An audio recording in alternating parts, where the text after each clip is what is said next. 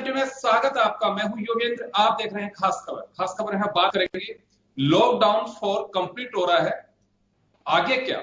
हर कोई ये बात जानना चाहता है। हालांकि अब रूटीन लाइफ हो गई है लॉकडाउन और इनके बीच लोग अपना काम भी कर रहे हैं, लॉकडाउन को फॉलो कर रहे हैं, लेकिन फिर भी हर व्यक्ति जानना चाहता है कि लॉकडाउन 5 आएगा तो किस रूप में आएगा, या फिर लॉकडाउन से हम एकदम एग्जिट होंगे। ये तमाम जो सवाल है उसको लेकर के आज हमारा एक नॉन पॉलिटिकल पैनल है। और अगर लॉकडाउन की अपेक्षा किस तरह की है, होना क्या चाहिए, या कंप्लीट इसे हटा देना चाहिए, अगर हटा दिया जाता है तो इसके फ्यूचर में क्या इंपैक्ट आ सकते हैं, क्या परेशानियां हो सकती हैं, या फिर पटरी पे वापस हम वैसे ही पहुंच जाएंगे। ये कुछ ऐसे सवाल हैं जो आप जानना चाहते हैं। और इस वक्त हमारे साथ हमारे पैनलिस्ट जुड़ चुके हैं। हमारे साथ श्याम सुंदर शर्मा साहब वरिष्ठ पत्रकार जुड़े हुए हैं हमारे साथ। अर्चना शर्मा जी वरिष्ठ पत्रकार हमारे साथ में हैं। राजस्थान पुलिस सेवा के पूर्व अधिकारी योगेंद्र जोशी जी हमारे साथ हैं। और उमेंद्र दादी जी वरिष्ठ पत्रकार हमारे साथ जुड़ रहे हैं। और डॉक्टर नलिन जोशी हमारे साथ में जुड़ रहे हैं। आप सभी का स्वागत है। मैं अर्चना जी सबसे पहले आपके पास आना चाहूंगा। हम भी जर्नलिस्ट हैं, हम भी जानना चाहते हैं, और निश्चित रूप से हर व्यक्ति के अंदर एक सवाल पैदा हो रहा है कि लॉकडाउन 5 आएगा या फिर 4 के आगे का एक्सटेंशन प्लान क्या है। तो क्या लगता है अभी आपको, होना क्या हो सकता है? तो जैसे कि समाचार और रिपोर्ट्स मिल रही हैं कि काफी जो सीएम्स हैं उन लोगों ने ऑलरेडी मोदी जी से एक्सटेंशन की बात की है। हिमाचल में ऑलरेडी एक्सटेंड हो चुका है, अनाउंसमेंट हो गई है। छत्तीसगढ़ सरकार भी आगे बढ़ाना चाह रही है लॉकडाउन। और जिस तरह से कुछ आज की जो रिपोर्ट्स आई हैं उसमें यही है कि एकदम से लॉकडाउन को हटाया जाना एक बहुत बड़ी खतरे की घंटी साबित कर रहा है। तो जहां तक लग रहा है एकदम से ऑल ऑफ अ सडन तो लॉकडाउन नहीं हटाया जाएगा, क्योंकि दिन प्रतिदिन जिस तरह से देख रहे हैं आंकड़ों में वृद्धि आ रही है, जिस तरह से इन्फेक्शन संक्रमण का स्तर बढ़ता जा रहा है, तो एकदम से लॉकडाउन को खत्म करना अपने आप में बहुत बड़ा चैलेंज होगा। तो शायद जहां तक लग रहा है कि लॉकडाउन 5 में कुछ नई स्थितियां आएंगी। जिस तरह से हम देख रहे हैं कि लॉकडाउन 1 में काफी ज्यादा स्ट्रिक्टनेस थी, लॉकडाउन 2 में कुछ रिलैक्सेशन रहा, लॉकडाउन 3 में उससे आगे रिलैक्सेशन रहा, लॉकडाउन 4 में फिर वो जान है तो जहान है वाला नारा भी आया। तो उस तरह से देखकर लग रहा है कि लॉकडाउन 5 में हो सकता है रिलैक्सेशन की दायरे कुछ और बढ़ जाए। लेकिन हाँ, एकदम से इसको खत्म करना मुझे लगता है अपने आप में एक बहुत बड़ी भूल हो सकती है, जो कि भारत 130 करोड़ आबादी का देश है, वो ऐसी भूल करना मुझे लगता है होना नहीं चाहिए, तो ना ही होगा। जी श्याम जी, आपके पास मैं आना चाहूंगा। क्या लगता है आपको?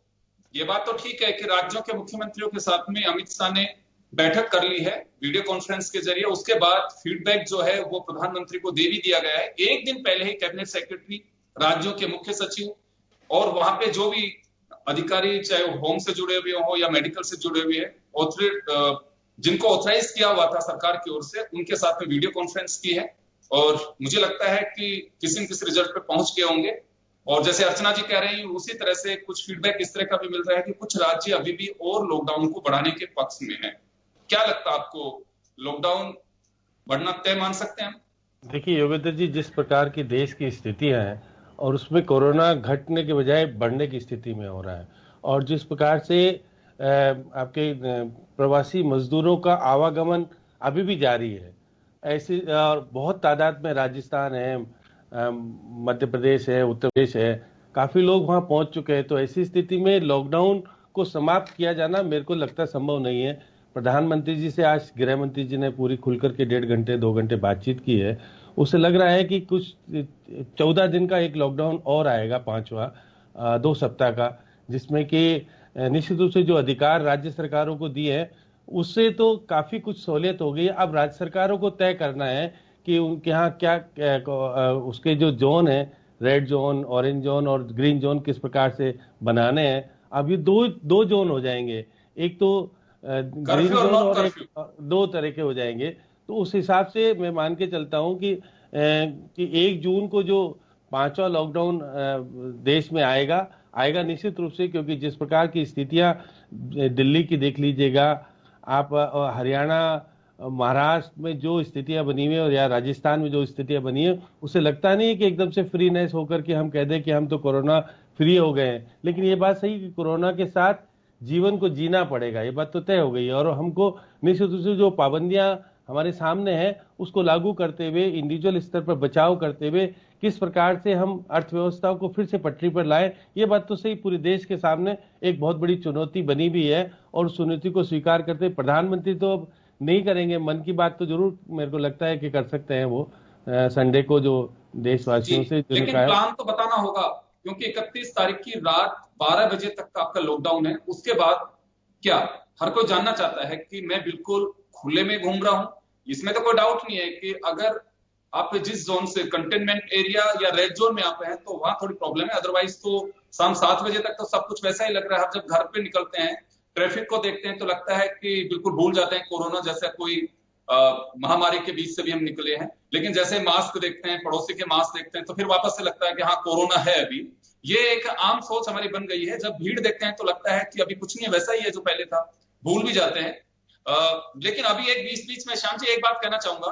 अभी एक खबर यह आ रही है कि केंद्र सरकार 10 शहरों में अपनी टीम भेज रही है, जिसके जरिए यह पता करेंगे कि क्या कोरोना कम्युनिटी स्प्रेड कर रहा है, जिसमें जयपुर को भी बताया जा रहा है। तो मुझे लगता है कि ये तमाम जो चीजें पैरेलल जो सरकार का एक सिस्टम काम कर रहा है, उससे तो तय मान सकते हैं। अर्चना जी को भी संदेह है कि विड्रॉ तो नहीं करेंगे अभी, ये तो लगना तो तय ही माना जा सकता है। वो नजरिया क्या होगा वो तो सरकार उसका खुलासा करेगी, उसके बाद ही पता लगेगा।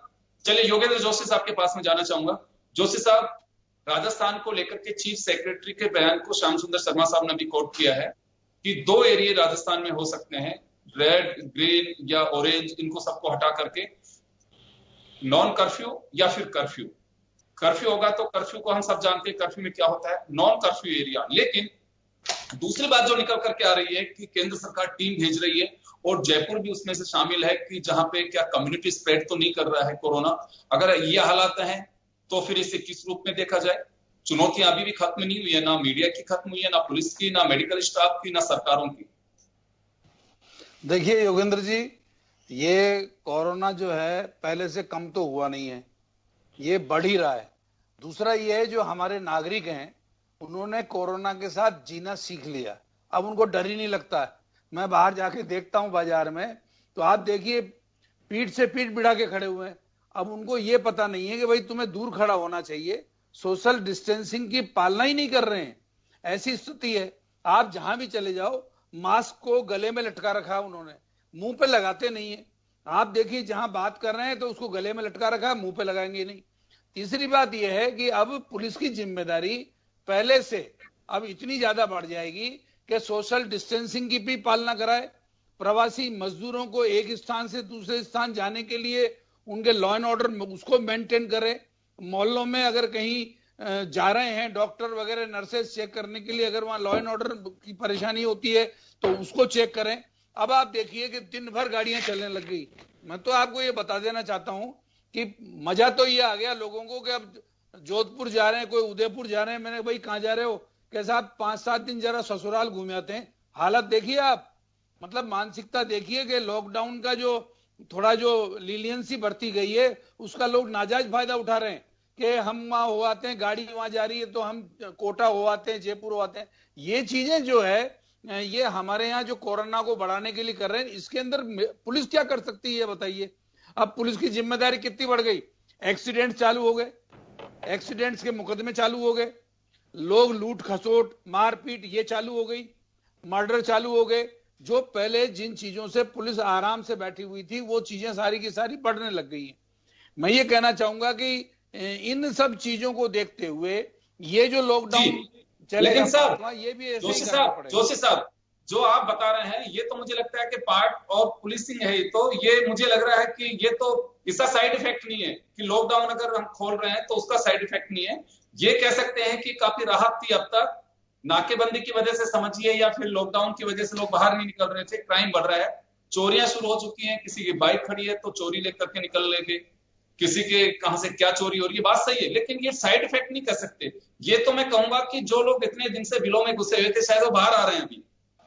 हाँ बिल्कुल, ये बाहर आ रहे हैं। साइड इफेक्ट तो इसको नहीं कहेंगे, लेकिन इफेक्ट तो पड़ ही रहा है कि अगर मान लीजिए हमने रोक लगा ये कह सकते हैं कि चहल पहल से इफेक्टिव हो गई है, वो बहुत जबरदस्त हो गया साहब। आप देखिए कि यहाँ राजा पार्क में देखिए शंकर समोसे वाले के यहाँ, अरे उसने गोले बना दिए, सब कुछ कर दिए, लेकिन जैसे ही समोसे का गांठ बाहर आता है तो लोग एक के ऊपर एक पड़ने लग जाते हैं। उसकी दुकान पुलिस वालों ने बंद कराई, थोड़े दिन बंद रही। मतलब मैं ये कहना चाहता हूं कि जितना सरकार और जितना राजनेता और जितना पुलिस प्रयास कर रही है, पब्लिक उतना प्रयास ही नहीं कर रही।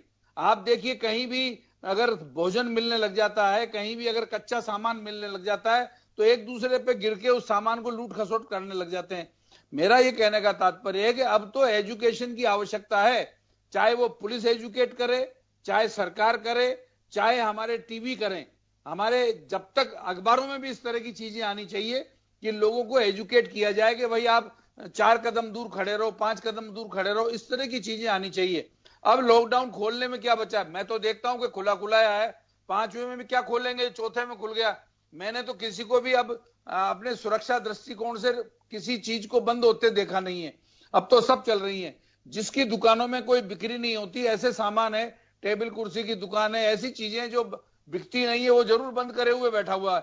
बाकी तो सारी दुकानें खुल चुकी हैं, लेकिन सोशल डिस्टेंसिंग की पालना पुलिस करवाने के बाद भी लोग उसकी पालना नहीं कर रहे हैं। इससे हमको जितनी जल्दी जो हमें निर्णय लेने चाहिए इसके अंदर, वो हम नहीं ले पाएंगे। जी अर्चना जी, आपके पास आऊंगा। सोशल डिस्टेंसिंग एक बड़ा चैलेंज होगा। वो केवल ये नहीं कि एडमिनिस्ट्रेशन, सरकार, पुलिस, ये हम सब लोगों के लिए भी। देखिए, जो समझता है कानून का डर किसके लिए है? डर उसी के लिए है कि जो उसके इफेक्ट को मानता है, समझता है कि हाँ कोरोना हो जाएगा तो क्या होगा। लेकिन जिसको पता नहीं, मैं अक्सर देखता हूं लोग थूकते हुए चलेंगे। मजदूरों की चौकियां शुरू हो चुकी हैं। डिस्टेंसिंग के तो मुझे लगता है कि पालना, आप चाहे ट्रेन भेज रहे हैं या बस भेज रहे हैं, उसमें भी नहीं हो पा रही है। बहुत आराम से देखा जा सकता है। आम मार्केट में देखने को मिलती है, बत्ती पर देखने को मिलती है कि बिल्कुल आपके पास में गाड़ी लेकर के आएंगे। जब रूल्स के अकॉर्डिंग आप 6 फीट का गैप होना चाहिए, 2 मीटर का गैप हो, वो कहीं नहीं हो पाता। हम एक गाड़ी में भी बैठ के जाते हैं, वहां भी नहीं हो पाता। आपका जो ड्राइवर आ रहा है, सोशल डिस्टेंसिंग अगर कोरोना इसी रूप से चलता रहा और जिस तरह से WHO सबको चेतावनी भी दे रहा है कि आपके बड़े उसके हेल्थ के प्रति अभी भी आपको अवेयर रहना होगा। भारत भी उसमें से उन राष्ट्रों में से है जिसके लिए ये एडवाइजरी है। तो हमारे यहाँ जिस तरह से बढ़ता जा रहा है।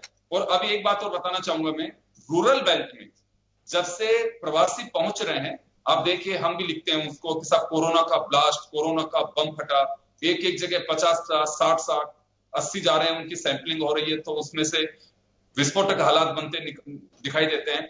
ये जो सब चीजें होंगी, कोरोना जब जड़ यही मानना जा रहा है कि आप सोसाइटी में मिल रहे हो, गैप नहीं रख रहे हो, तो उसी की वजह से फैल रहा है। तो ये तो मुझे लगता है कि बड़ी चुनौती होगी। इस तरह से तो फिर लॉकडाउन से बाहर आना बहुत ही मुश्किल होगा। सर बिल्कुल सही बोल रहे हैं इस मामले में। और क्योंकि यानी एज एन अवेयर सिटीजन, मतलब हम बाहर निकलते हैं 2 मिनट के लिए, कहीं देखते हैं भीड़ भाड़ है तो हम लोगों को बोल भी देते हैं कि भैया थोड़ा अलग खड़े होइए। लेकिन आप यकीन नहीं करेंगे, जिस तरह के फीडबैक आते हैं वो कहते हैं हमें कोरोना के साथ जीना सीखना है। अब उनको ये लगता है कि कोरोना के साथ जीना सीखना है तो मतलब कि यानी भाई जो अभी तक बोल रहे थे कि हम बाहर, हम लोग बिल्कुल फ्री है, यानी हमको अब किसी चीज का डर नहीं है, हमको कोरोना के साथ जीना है। तो अवेयरनेस जो है सबसे पहले जरूरी है कि हर इंसान को पता होना चाहिए कि सोशल डिस्टेंसिंग सैक्रोसैंक्ट है। आज के टाइम पे दुनिया में अगर कोई जरूरी चीज हो या नहीं हो, लेकिन सोशल डिस्टेंसिंग। अगर हम आज बॉम्बे में देखें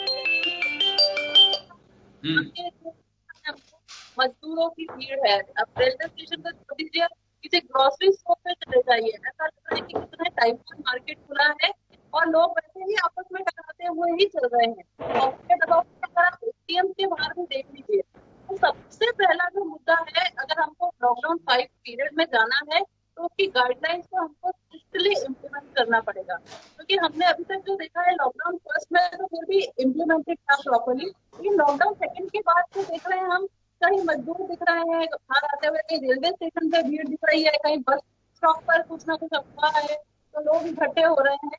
तो WHO इसलिए बार बार चेतावनी दे रहा है कि आगे आने वाला टाइम बहुत टफ हो सकता है, हमको सारी गाइडलाइंस फॉलो करके ही चलना चाहिए। तो वही है कि अब अवेयरनेस कैसे करनी है, ये मुझे लगता है एक एडमिनिस्ट्रेशन लेवल की भी एक जिम्मेदारी है। तो यहाँ पे अर्चना जी ये माना जा सकता है कि सरकार को जो ताकत लॉकडाउन को सफल बनाने में लगी, वैसे ही अब ये कोरोना के साथ में हमें काम भी करना होगा, जीना भी होगा, और मुझे लगता है कि ताकत इसमें लगाना होगा कि आपको अवेयर रहना है, आपको डिस्टेंस रखना है, आपको जागरूक बने रहना है। अनावश्यक रूप से आप घर से ना निकले, अगर काम है तो आप बिल्कुल जाइए, आपके ऑफिस भी जाइए, लेकिन तमाम जो पहलू हैं उसको आपको फॉलो करना पड़ेगा। अब ये माना जा सकता है कि नई चुनौती सरकारों के सामने डिस्टेंसिंग और आपको कैसे अपने आप को सुरक्षित रखना है, मुझे लगता है कि इसको ध्यान देना ज्यादा जरूरी होगा। जी सर, बिल्कुल सरकारों की अब सबसे पहली जिम्मेदारी यही है कि किस तरह से, ठीक है हमको भी पता है कि अब सारे ऑफिस खोलने पड़ेंगे, इकोनॉमी को वापस ट्रैक पे लाना एक सबसे बड़ा डिफिकल्ट टास्क है इस टाइम पर। आज ही अभी डिबेट से पहले नए फिगर्स आए हैं, जीडीपी के 11 साल में सबसे लोएस्ट फिगर्स हैं।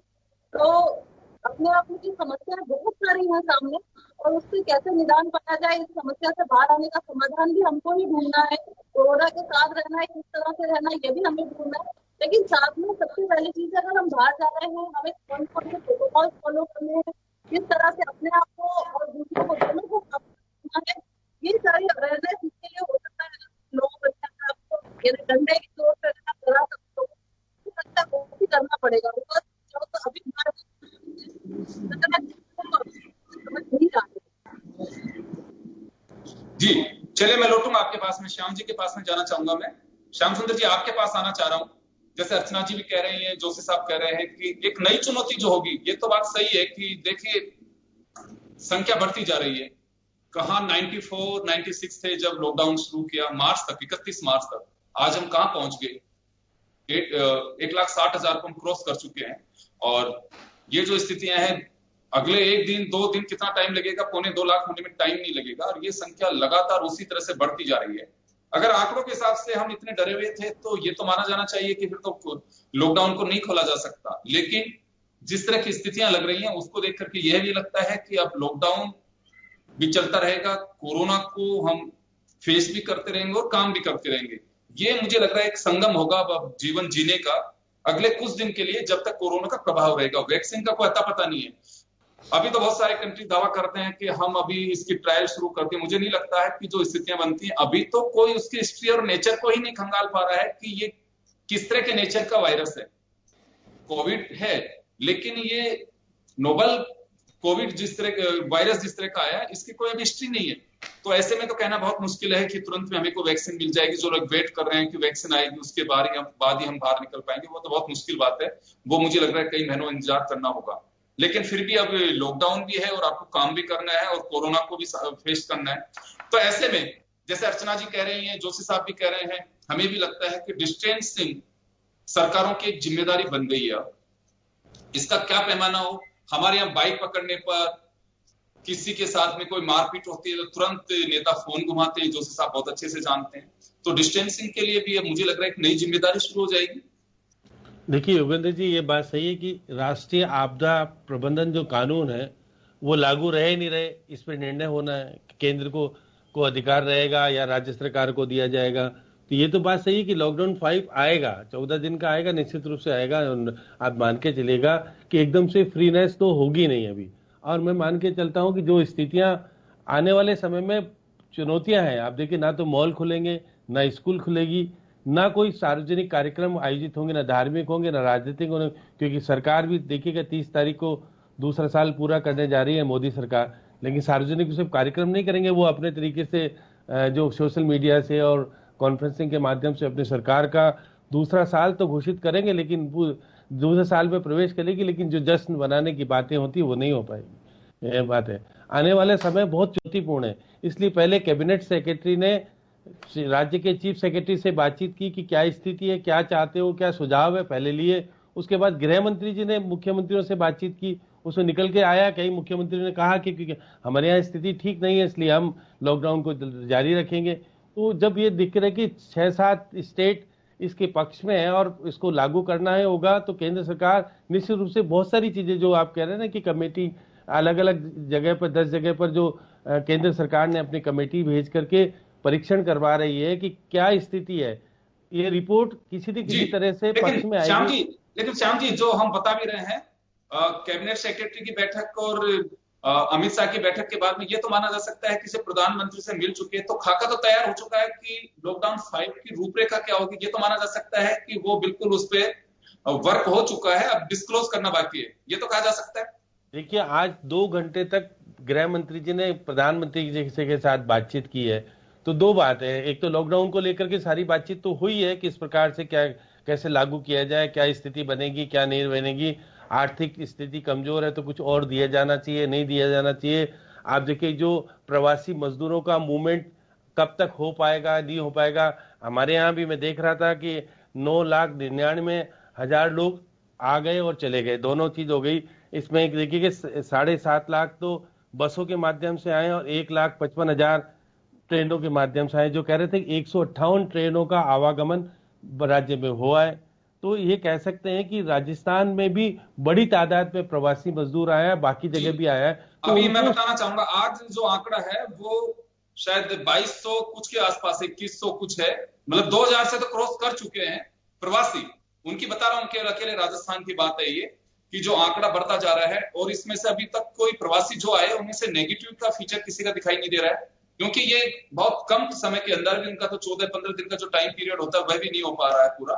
तो ये एक बड़ी चुनौती है, और इनको आइडेंटिफाई करना कि गांव में अभी भी किसी रास्ते से आप जाकर के अपने घर में रहने लग गए या फिर कहीं जाकर के रहने लग गए, वो बात है कि कोरोना के डर की वजह से गांव के लोग सूचित कर देते हैं, वो इन्फॉर्म पुलिस को कर देते हैं कि सब फला गांव के अंदर इस तरह से कोई सूरत से आया, कि मुंबई से आया, कि नौगांव गुड़गांव से आया, को कहां से भी आया, वो इन्फॉर्मेशन जरूर मिलती है, क्यों हर व्यक्ति को चिंता है। पुलिस से ज्यादा इस वक्त पड़ोसी सजग है कि ये कौन आया है, कहां से आया है, क्यों आया है। बहुत सारे लोग अपने जो किराएदार है उनको बुलाना चाहते हैं, लेकिन पड़ोसियों का डर है, साफ रूप से शिकायत कर सकते हैं कि नहीं अभी आने नहीं देंगे हम। तो ये कुछ चीजें हैं जो मुझे लगता है कुछ दिन अभी फेस करना पड़ेगा। तो जहां से लॉकडाउन, जान है तो जहान, अर्चना जी ने जहां से शुरू की थी उसको मैं आगे बढ़ाना चाहूंगा कि जान है तो जहान से सफर शुरू हुआ था लॉकडाउन का और आत्मनिर्भर भारत तक पहुंचा। लेकिन अब 5 में क्या होगा? हम जान है तो जहान की परवाह करेंगे कि आत्मनिर्भर भारत की परवाह करेंगे? छोटे से ब्रेक के बाद जानेंगे, बने रहिए आप हमारे साथ।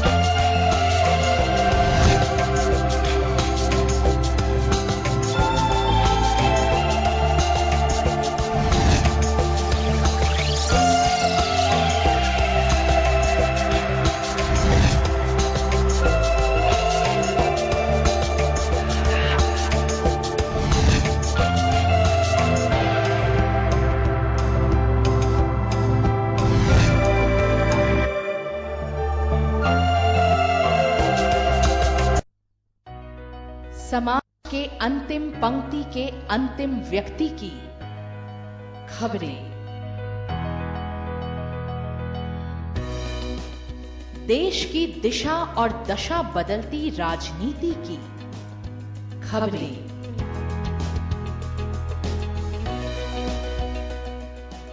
धोखा, विश्वासघात और अपराध की खबरें, जमीन पर चमकते चांद सितारों की खबरें। हर खबर से रहिए बाखबर, हर खबर की तह तक। जन टीवी, जन जन की आवाज।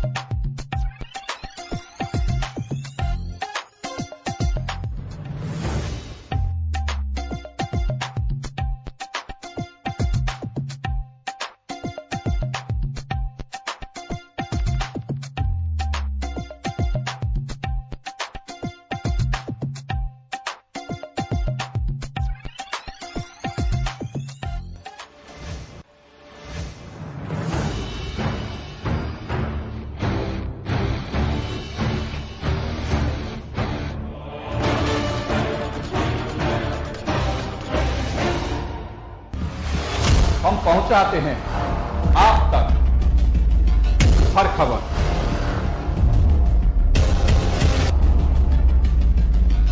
बजट कितना खरा उतरता दिख रहा है। खबर जो है आपके काम की।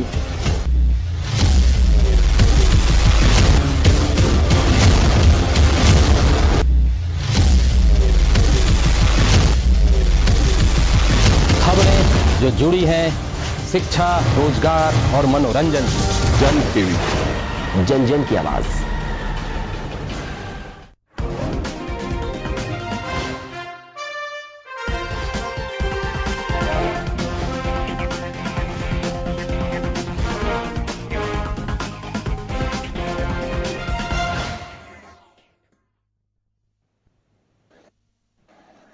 ब्रेक के बाद एक बार फिर आपका स्वागत है। आप देख रहे हैं खास खबर। बात कर रहे हैं हम लॉकडाउन 4 के बाद क्या।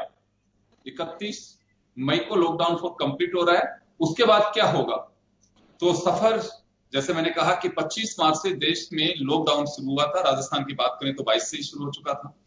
और प्रधानमंत्री के उस उद्बोधन का मैं आपको एक बार फिर स्मरण कराना चाहूंगा, जिसमें कहा था उन्होंने कि पीढ़ियां बर्बाद हो जाएंगी, अगर जान है तो जहान है।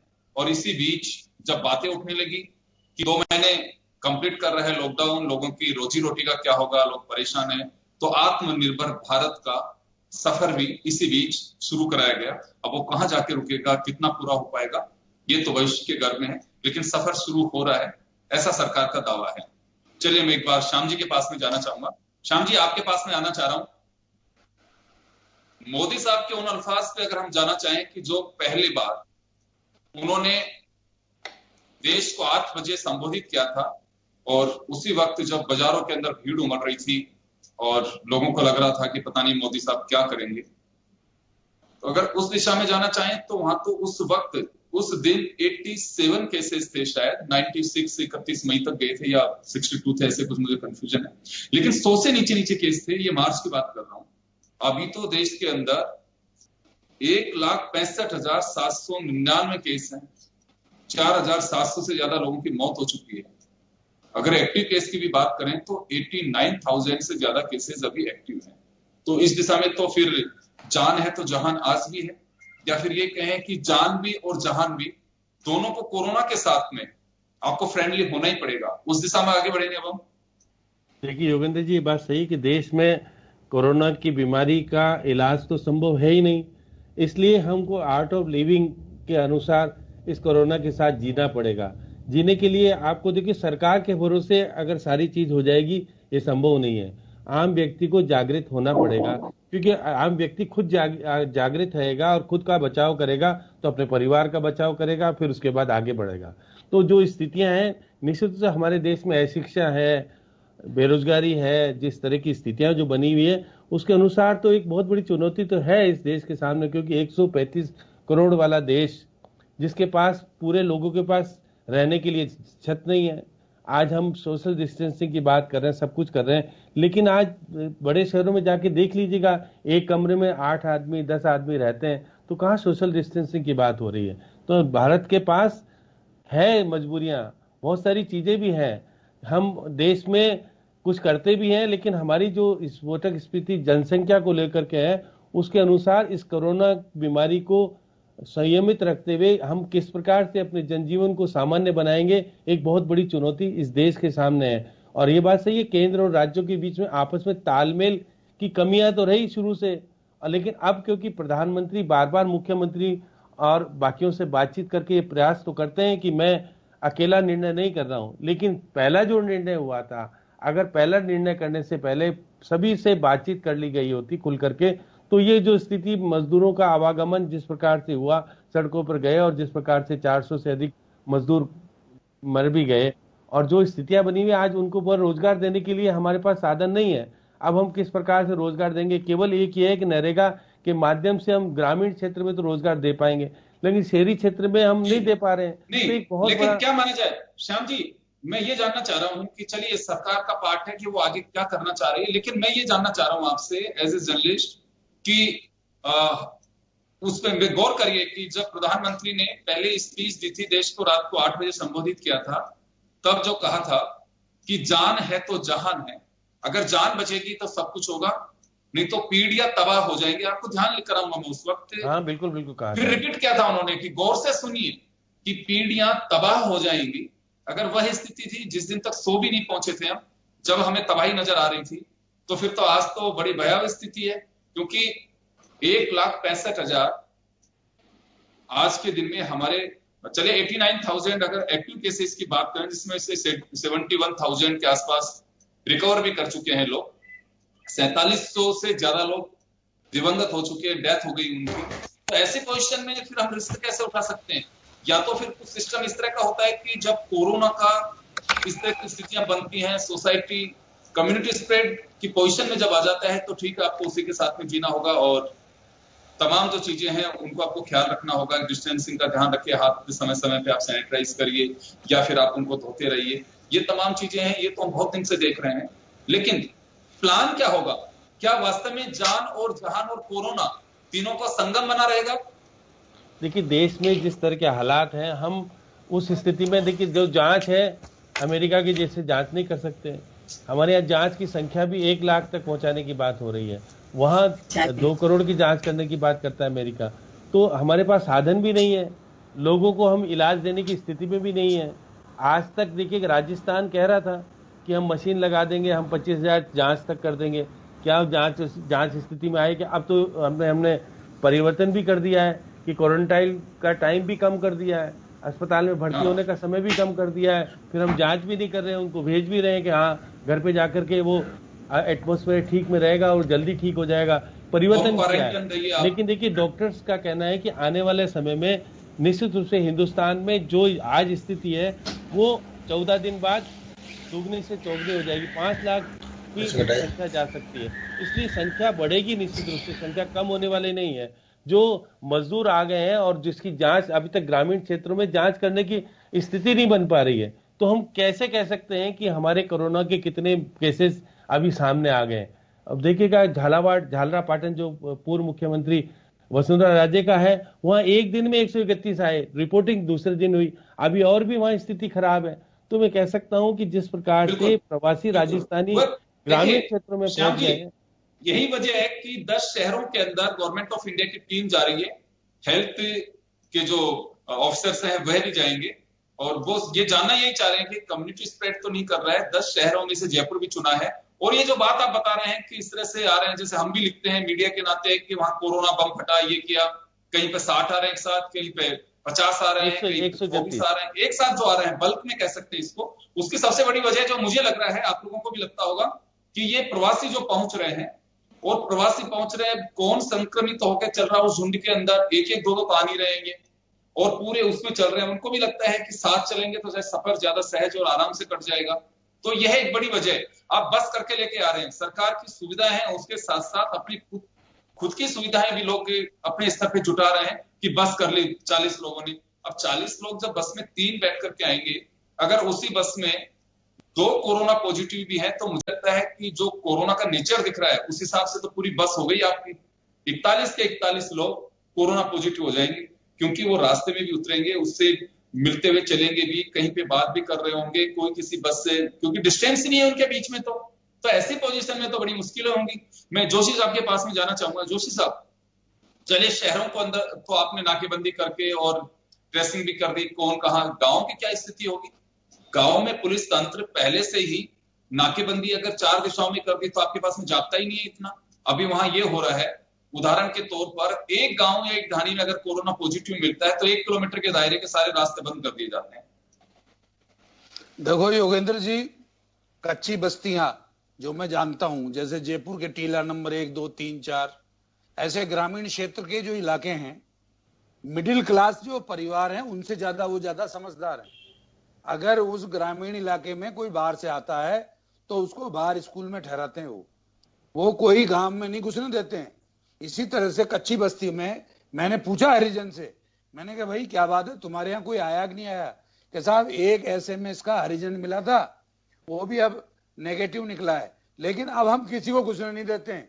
बस्ती में इतने सावचेत हैं, यही कारण है कि भारत में फैल नहीं रहा, लोअर कैटेगरी में नहीं फैल रहा है, ये मिडिल क्लास वाले फैला रहे हैं सारा।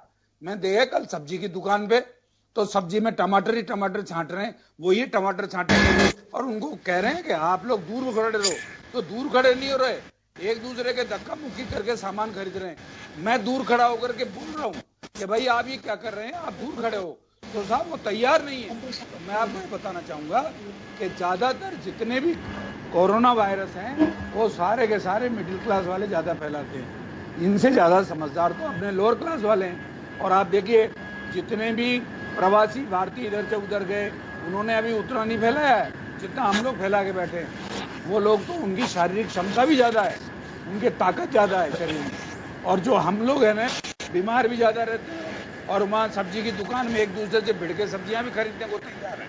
इसको पुलिस वाले कैसे रोकेंगे? पुलिस नहीं रोक सकती ये काम, ये तो समझना पड़ेगा कि जब। लेकिन जोशी साहब क्या लग रहा है आपको? जोशी साहब, ये तो माना जा सकता है कि कोरोना को देखते हैं जो लॉकडाउन शुरू हुआ था 4 तक हम चल चुके हैं, उसमें 2 महीने से ज्यादा का टाइम हम निकाल चुके होंगे 31 तारीख तक, तो ये तो तय है कि एक और लॉकडाउन को फेस करना पड़ेगा अपने को। नहीं योगेंद्र जी, अब कोई लॉकडाउन फेस नहीं करना पड़ेगा, ये जैसा अब चल रहा है ऐसे आगे चलेगा, कोई सख्ती नहीं बरती जाएगी, चाहे कितना ही बढ़ जाओ। अब तो सबके हाथ में है कि आपकी जान आपके हथेली में है, आप उसको लेके चल रहे हो, क्योंकि सरकार भी दाब गई और पब्लिक भी दाब गई। अब तो लोग इतने आतुर हो गए हैं बाहर निकलने के लिए कि अब अगर ये कह दें कि साहब रात को 8 बजे से वापस पहले वाला फेज चालू होगा तो कोई सुनने वाला नहीं है, आप देख लीजिए। चलिए, तो ये मान सकते हैं अब तो, जैसे हम अक्सर देखते हैं कि सवारी सामान की रक्षा स्वयं करे, तो ये मान सकते हैं कि आपकी जान बिल्कुल खुद को करनी पड़ेगी। अगर आपको जाना है कोई। उमेंद्र दादी साहब हमारे साथ जुड़ गए इस वक्त, उमेंद्र दादी जी जुड़ गए हैं। दादी साहब, आपका स्वागत है और मैं जानना चाहूंगा, जर्नलिस्ट हैं, क्या लग रहा है आपको कि फेज 5 आने वाला है लॉकडाउन का, या फिर 4 के बाद? हर कोई जानना चाहता है क्या हो सकता है, क्या संभावना लग रही है आपको?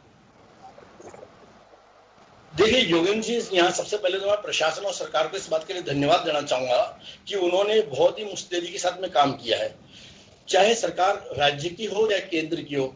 हम ये कह सकते हैं कि दोनों ही सरकार ने बहुत ही अच्छे ढंग से काम किया है, इसीलिए अन्य देशों की तुलना में हमारे यहाँ बहुत ज्यादा स्थिति बिगड़ नहीं पाई। हमने बहुत कंट्रोल के साथ में काम किया है, इसके लिए तो सरकार और प्रशासन बधाई का पात्र है।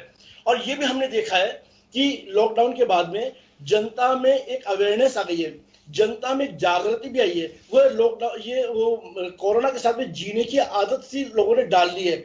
मैं ग्रामीण परिवेश का हूँ, मैं गांव में जाता हूँ, मैंने गांव में देखा है कि गांव के लोग भी बहुत सतर्क हैं। मैं खुद मेरे गांव में गया तो गांव के लोगों ने मुझे कह दिया आप शहर से आए इसलिए गांव में आपका प्रवेश निषेध है। यानी गांव के लोग बहुत सक्रिय हैं और बहुत ही ज्यादा। मैं जिस गांव का मैं मेरे परिवार में जाऊंगा ही, मैं मेरे गांव में जाऊंगा, मैं मेरे परिवार के लोगों से परिवार में जाना, लोगों ने कह दिया कि आप देखिए कई दफा जाना पड़ता है। यहाँ हम हर बात को राजनीतिक भाषा में नहीं लें श्याम जी, आप देखिए कई दफा ऐसी स्थिति ऐसी होती है कि व्यक्ति को जाना पड़ता है। चलिए इस बात को छोड़िए, अब मैं यहाँ बताना चाहूंगा कि इस समय गांव के लोग भी बहुत जागरूक है। गांव के लोग मैं कह सकता हूँ कि शहर के लोगों की तुलना में ज्यादा अवेयरनेस उनमें है। यानी ग्रामीण व्यक्ति को हम ये कहते हैं कि ये जानता नहीं है, लेकिन अपनी सजगता के मामले में उसका कोई मुकाबला नहीं है।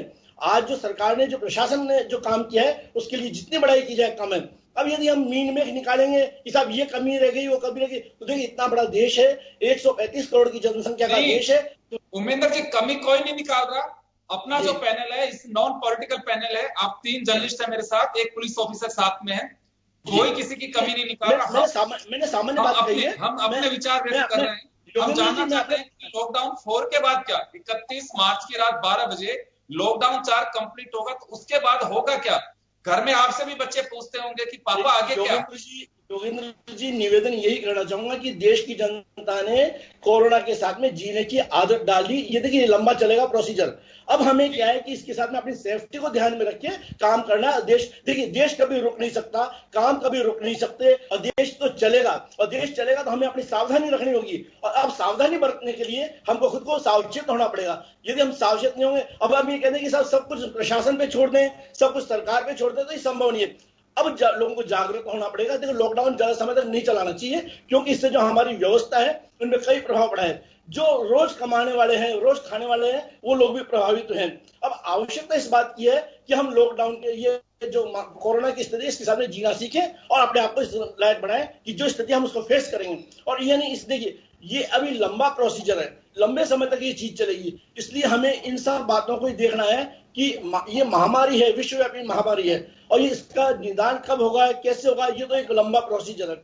अब देश की जनता ने भी मन बना लिया। अब हम जाते हैं, कई ऑफिसों में जाते हैं, कई जगह जाते हैं, देखते हैं कितनी व्यवस्था है वहां। पहले तापमान नापा जाता है, सैनिटाइज किया जाता है, बड़ी उसके बाद में उसमें प्रवेश किया जाता है। तो ये हम लोगों के जीवन का एक अंग बन जाएगा। और जब कोई चीज जीवन में अपना ली जाती है तो कोई परेशानी नहीं होती है। मैं ये दावे के साथ कह सकता हूँ कि देश की जनता कोरोना की जंग में जीतेगी, और कोरोना के साथ में जो उसको कैसे हराना है, इस बात में हम सक्षम होंगे और इस बात में हम सफल होंगे।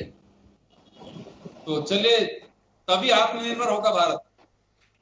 जी बिल्कुल आत्मनिर्भर होगा। अभी ये जो पलायन स्थिति हुई है मजदूरों की आने जाने की, देखिए जब कोई बड़ी समस्या आती है तो कुछ हलचल होना स्वाभाविक है, और हलचल होती है। और इस हलचल की वजह से हम ये नहीं कहें कि सब कुछ हो गया, लोगों का आना जाना भी होगा, लोग अपने गांव भी गए हैं, और जो मजदूर प्रवासी जिनके पांव में छाले पड़ गए, पैदल भी चल के आए, क्योंकि आदमी जाता है, देखिए जहां उसको रोजगार जहां नहीं होगा तो अपने गांव जाएगा तो अपनों के बीच में जाएगा, और ऐसी स्थिति में उसको बिल्कुल सावचेत होकर, सुरक्षित होकर अपने गांव में जाना होगा। और जब गांव में जाएगा तो उसको देखिए, जहां अपनत्व होगा, जहां उसकी सुरक्षा होगी। देखिए, जीवन में सबसे बड़ा कोई इंश्योरेंस है तो परिवार है। व्यक्ति अपने परिवार के बीच में जाना चाहता है। जीवन का सबसे बड़ा जीवन बीमा है तो परिवार और समाज है। और हाँ, बिल्कुल होना भी चाहिए। हम अक्सर सुनते आ रहे हैं कि वो कहा भी जाता है कि, बहुत आम भाषा में कहना चाहूंगा उसको, कि यही एक बड़ी वजह है कि जो पलायन जिसकी तस्वीर हम देख रहे हैं, पता नहीं सरकारों ने कितना देखा, लेकिन आपकी हमारी नजरों ने जरूर देखा, और बहुत व्यापक रूप में देखा। जो मुझे लगता है कि कभी शायद ये दृश्य, लोग कहते हैं कि कई बुजुर्गों से बात हुई कि 1947 में, कि जब हम बच्चे थे तब इस तरह की स्थितियां देख रहे थे। उस समय भी ट्रेनें लग गई थी, लेकिन लोग इधर से उधर जा रहे थे। उसके बाद यही तस्वीर अब देखने को मिली है, जो पूरे देश के एक नजरिए को साबित कर रही थी कि लोग अंदर से, ये कुछ भी कहें, लेकिन एक भरोसा जो टूट रहा था, मुझे लग रहा है कि वह मजदूर का साथ दिखाई दे रहा था। यही बड़ी वजह है कि जैसे कहा जाता है एक आम भाषा में कि रास्ता और परिवार दोनों को जोड़ करके जो कहा जाता है कि चलना रास्ते का चाहे पेड़ हो, बैठना भाइयों का चाहे बैर हो। तो जो उमेंद्र जी आप कह रहे हैं वो उसी दिशा में आप लेकर जा रहे थे। मैं एक बार अर्चना जी के पास जाना चाहूंगा। अर्चना जी, आपके पास आना चाह रहा हूँ। जहां और जहां आत्मनिर्भर भारत की सब चीजें हमने देखी हैं, लेकिन उस मजदूर ने परवाह नहीं की, ना जान एक भरोसा उसका कहे कि उसकी मजदूर कहे वो निकलना चाह रहा था कैसे भी करके, कि जैसे भी होगी मैं अपने घर जा करके ही मैं रहना चाहता हूँ। उस पर भी कभी राजनीति, मैं उस पर नहीं जाना चाहूंगा, लेकिन पलायन वो कि हम इग्नोर नहीं कर सकते। पलायन की वजह से जो तस्वीर बनती जा रही है कोरोना के, मैं ये सवाल इस वजह से कर रहा हूँ कि जो अभी श्याम जी जिसका जिक्र कर रहे थे कि झालावाड़ में इतने आए, डूंगरपुर में इतने आ रहे हैं, या फिर बांसवाड़ा में इतने आ रहे हैं, कहीं पे भी राजस्थान का एक जिला बचा हुआ था, वह भी संक्रमित हो चुका है, वो पूरे जिले कवर कर चुका है, अपने दायरे के अंदर सबको ले चुका है। तो यहाँ प्रवास, अब मुझे लगता है कि हो सकता है कि शहरों से ये पलायन करके निकल जाएं, गांव में चले जाएं, लेकिन स्थितियां तो वहां पर बिगड़ेंगी। तो अब ये कह सकते हैं कि जो शहरों की स्थिति थी, अब एडमिनिस्ट्रेशन को गाँव पे ज्यादा फोकस करना होगा। बिल्कुल सर, जो आप कह रहे हैं, जो अभी की जो वस्तुतः जो स्थिति सामने आती हुई दिख रही है, कि आज अगर हम रोज के अखबारों में जो हमारे जो मित्रगण है वो बता रहे हैं, जैसे जयपुर में बोल रहे हैं कहीं ना कहीं नंबर कंट्रोल हो गए, लेकिन हम जब बात कर रहे हैं झालावाड़ की, झालरापाटन की, तो वहां पे दिख रहा है एकदम विस्फोटक स्थिति। थोड़े दिन पहले निम्बाहेड़ा का जिक्र आया था। निम्बाहेड़ा अपने आप में 60-70 हजार आबादी वाला एक छोटा सा गाँव है, जहाँ पर कहना चाहिए मूलतः एक अच्छा हॉस्पिटल भी अवेलेबल नहीं है। तो वहां पर चिंता की लकीरें अलग दिख रही थी। बूंदी जो अभी तक बचा हुआ था, बूंदी में भी सामने प्रवेश कर चुका है कोरोना। तो स्थिति काफी चिंताजनक है। अभी जो आवश्यकता है वो है गांव में भी सबसे पहले जो हमको करना है, क्वारंटाइन सेंटर्स वहां पर बना दें, क्योंकि वहां पर भी लोग आपस में मिल रहे हैं, बातचीत हो रही है, और लोगों के अंदर अवेयरनेस थोड़ा कम है। भले ही आज हम बोले कि हाँ गांव में कंट्रोल्ड है, लेकिन गांव में कंट्रोल थी सिचुएशन। लेकिन जब ये माइग्रेंट आए हैं, आज राजस्थान की ही अगर हम संख्या जो आप ऑलरेडी जिक्र कर चुके हैं, तो रोज आंकड़े बढ़ रहे हैं, कहीं पर वो कंट्रोल नहीं आ रहे हैं। तो अच्छे बेड्स, अच्छे क्वारंटाइन सेंटर्स, अच्छे कोविड केयर हॉस्पिटल्स गांव में हम लोगों को सबसे पहले अभी इसकी शुरुआत कर देनी चाहिए। क्योंकि अगर हम एम्स के डायरेक्टर की वार्निंग भी सुने तो उन्होंने कहा था कि जुलाई आते आते ये आंकड़ा पीक पर जाएगा। तो अभी तो जून भी नहीं आया है, तो जुलाई में अगर हम सोचे कि अगर आज हम 1.5 लाख की बात कर रहे हैं तो जुलाई में कितना नंबर बढ़ेगा, तो सामने कुछ टेंशन और बादल दिख रहे हैं संकट के। उसके लिए अगर हम जितनी जल्दी तैयारी कर लें, उतना अच्छा हमारा समाधान हमारे सामने आ सकते हैं। और दूसरी बात करें लगातार झुंड के झुंड में आ रहे हैं, तो समाज के और लोग अगर एक साथ आकर खड़े हो जाए, जैसे बॉम्बे में छोटा सा सोनू थी, उसका छोटा सा इनिशिएटिव था, अपनी टीम बनाई, उसने पूरे माइग्रेटर्स को उन्होंने वहां से भगाया कि तुम जाओ अपने घर जैसे जाना है, सबकी मदद की। वो एक काफी पॉजिटिव उसका इनिशिएटिव था। सिमिलरली हम देखते कि बेंगलोर के IIT IIM जो कॉलेजेस हैं, वहाँ के लोग जिस तरह से हेल्प के लिए आ रहे हैं, चार्टर प्लेन से लोग भेज रहे हैं प्रवासियों को, जिससे कि कहीं ना कहीं संक्रमण की संख्या कम हो। तो अगर अभी भी आने तो ऐसे लोग और सामने आते हैं कंट्रोल में। बिल्कुल। चलिए, मैं श्याम जी आपके पास में आना चाहूंगा। मैं समय कम है हमारे पास में, तो ये माना जा सकता है कि अब एडमिनिस्ट्रेशन को पूरी ताकत गांवों की ओर लगाना होगा, क्योंकि अभी जो रूरल बैंक जो है, या अगर तो शहरों में भी उन बस्तियों में जो जा रहा है, जो प्रवासी था वो आ रहा है, वहां पे अभी दायरा बढ़ता जा रहा है। इसी वजह से कम्युनिटी स्प्रेड तो नहीं हो रहा है। ये देखने के लिए 10 शहरों के अंदर गवर्नमेंट ऑफ इंडिया की तरफ से टीम भेजी जा रही है। तो मेन फोकस जो होगा वहाँ शहरों के साथ में गाँव पे ज्यादा बर्डन होगा एडमिनिस्ट्रेशन। देखिए योगेंद्र जी, क्योंकि गांव में एडमिनिस्ट्रेशन का रुख भी हो सकता है, लेकिन हमारे पास साधन नहीं है जिन्हें गांव में खुद की जागृति के अनुसार कुछ परिवर्तन आएगा। लेकिन जिस तादाद में प्रवासी राजस्थानी आ गए हैं, 9 लाख से करीब ज्यादा आए हैं और 2 लाख करीब यहाँ से 2 लाख करीब यहाँ से 3 लाख करीब यहाँ से गए हैं। तो ऐसी स्थिति में उनके साथ हम कैसे जांच बढ़ाएंगे, किस तरह से रखेंगे, क्या हम रोजगार कैसे दे पाएंगे, एक बहुत बड़ी चुनौती सरकार के पास है। ये बात तो सही है कि 5वां लॉकडाउन 14 दिन का 100% आएगा, उसमें परिवर्तन जरूर आएगा। जो अधिकार चौथे लॉकडाउन में राज्य सरकारों को दिए, अब अधिकार और भी दे देगी केंद्र सरकार, अपने पास कुछ नहीं रखना चाहेगी। लेकिन ये बात सही है कि कोई स्थिति बिगड़े नहीं, इसलिए केंद्रीय टीम 10 शहरों में भेज करके बताने का प्रयास होगा कि आप देखिएगा कि अगर आपने इन नियमों का पालना नहीं किया तो ये निश्चित रूप से जो सामूहिक रूप से सामुदायिक स्थिति में जो फैलने की स्थिति आएगी वो आ जाएगी। अभी भारत में सामुदायिक तरीके से फैला नहीं है।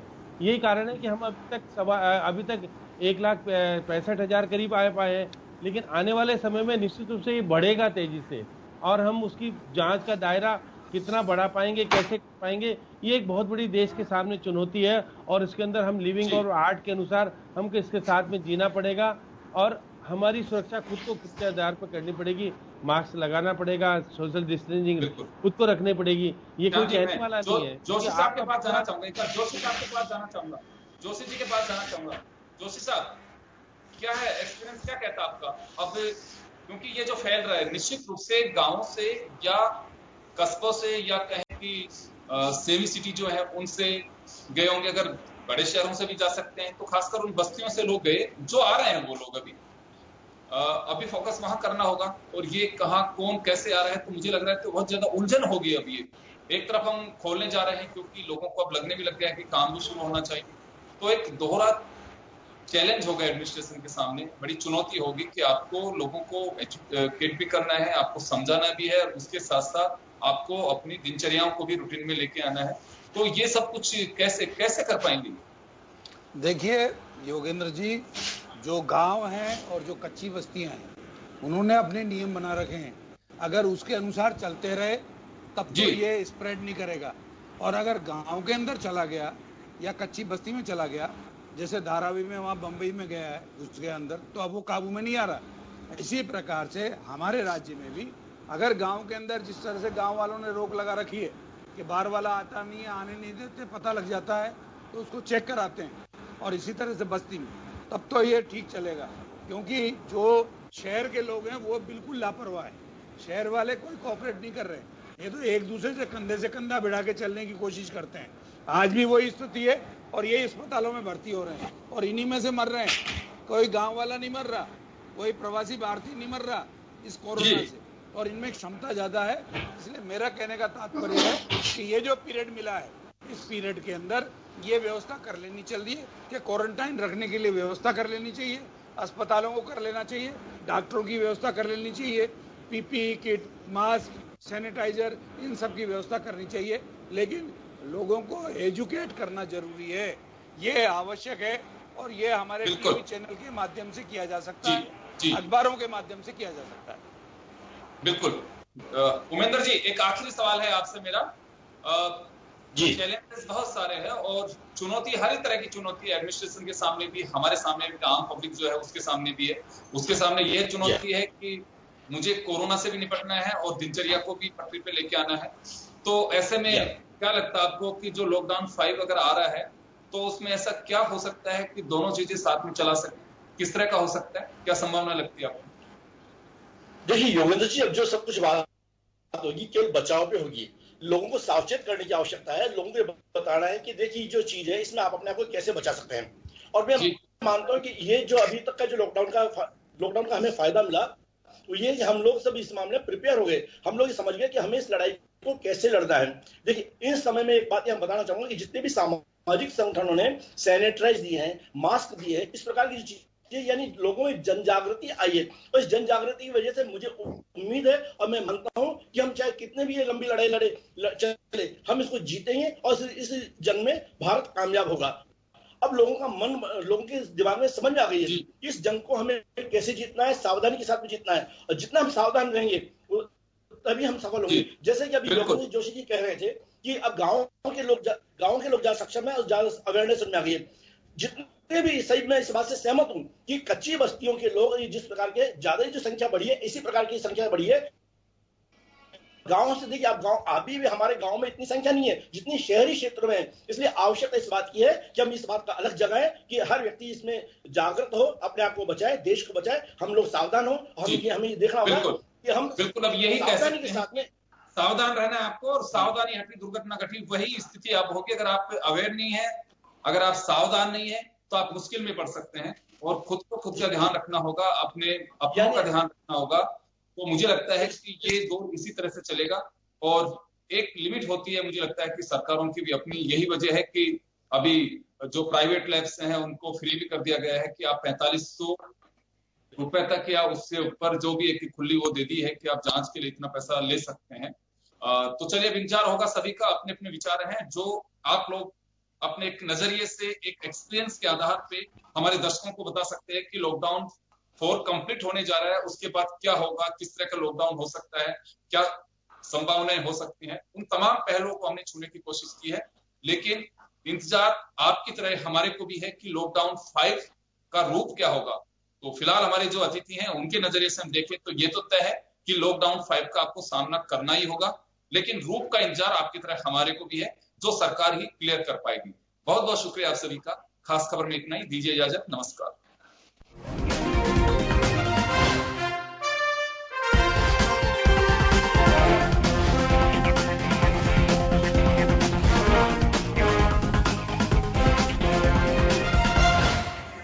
जन टीवी की लेटेस्ट अपडेट पाने के लिए हमारे चैनल को जरूर सब्सक्राइब करें और नोटिफिकेशन पाने के लिए बेल आइकॉन दबाएं।